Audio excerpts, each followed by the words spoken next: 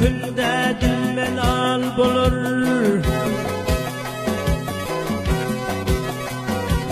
Bigane mülkünde dil melal bulur. Gözüne düşünme dilin lal bulur. Vatan yadım bilen zabun hal bulur.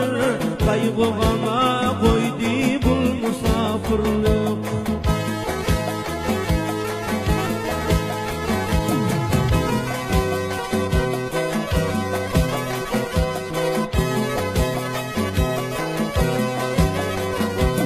Ayrılığa düştü cavan başlarım.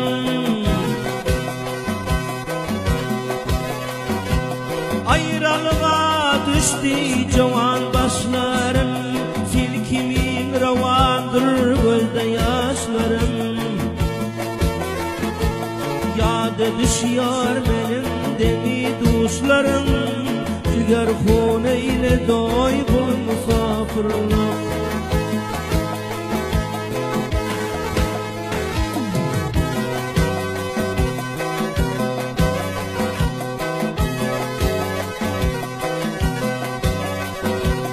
Hayra mülkte yürmek köp cebru sitem.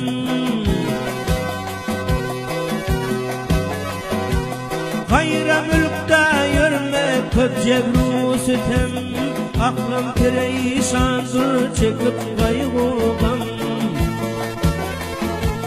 Allah can yol verse vatanıma gitsem. Candan didar et doy bu musafirlik.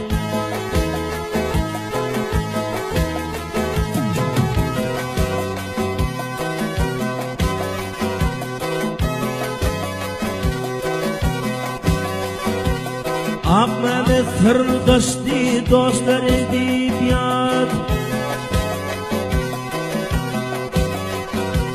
Ak Muhammed sırdaş dostlar edebiyat. Gece gündüz dağlar çeker men feryat. Ulus ilim görsem kalbim bolar şad. Yüreğime düştü oy bul musafirlik.